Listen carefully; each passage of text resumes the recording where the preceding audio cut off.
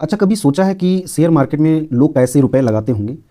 ये मैं उन लोगों की बात नहीं कर रहा हूँ जो मतलब कहीं से ऐड देख करके या मतलब किसी से इन्फ्लुएंस होकर के शेयर मार्केट में रुपए लगा रहे हैं। मैं उसकी बात कर रहा हूँ, जैसे आपने हर्षित मेहता की बात सुनी होगी, मतलब उस वेब सीरीज़ को देखा होगा। तो उसमें क्या मतलब क्या उसके पीछे साइंस रही होगी, उसको हम समझते हैं। तो स्मूथिंग हम समझते हैं। स्मूथिंग क्या होता है? टाइम सीरीज़ का एक पोर्शन है। तो स्मूथिंग बेसिकली क्या करता है कि डेटा जो हमारा गिवन होता है, उस डेटा के अंदर जो नॉइस होती है उसको कैंसल आउट करता है और हमें एक्चुअल में जो उसका पैटर्न है वो मुझे बताता है या वो बताता है। तो सपोज हम ये मान लेते हैं कि ये कोई शेयर मार्केट मान लेते हैं कि ये कोई शेयर मार्केट है। ये ईयर वाइज मतलब उसके ये प्राइजेस हैं जो मतलब गिवन है।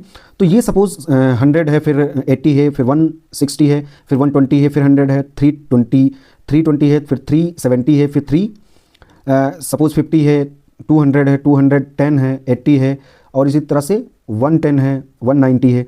तो ये यहाँ से अगर जो बाद में आप देखना चाहोगे, ये सपोज ये कोई कंपनी उसकी ये शेयर हैं, तो यहाँ पे अगर उनका प्राइस अगर तुम देखोगे तो उससे ये पैटर्न नहीं लगा पाओगे कि ये नेक्स्ट जो मतलब हमारा ईयर आएगा वहाँ पर उसके क्या मतलब हाल होगा, उस प्राइस उस शेयर का क्या प्राइस होगा।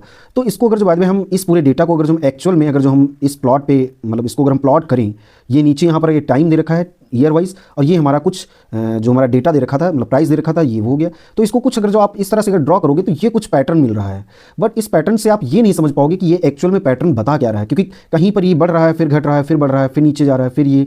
तो इससे बहुत ज़्यादा एक्चुअल मतलब जो क्लियर पिक्चर है वो नहीं आ पा रही। तो उस क्लियर पिक्चर के लिए मुझे क्या करना पड़ेगा? स्मूथिंग करनी पड़ेगी। वो क्या करता है कि सपोज यहाँ पर ये जो हमारा डेटा दे रखा है वो 13 ईयर्स मतलब n बराबर 13 है, तो ये ऑड है। तो यहाँ पर हम 3 मूविंग एवरेज लगाते हैं। तो इसमें क्या करते हैं, ये जो फर्स्ट 3 वैल्यूज़ हैं इनको कैलकुलेट करेंगे, और इनको कैलकुलेट करके ये इस तरह से कैलकुलेट करेंगे तो ये हमारा कुछ आएगा। इसी तरह से ये पूरा डेटा पैटर्न ये चलता रहेगा, इसमें मैं कैलकुलेट करूँगा।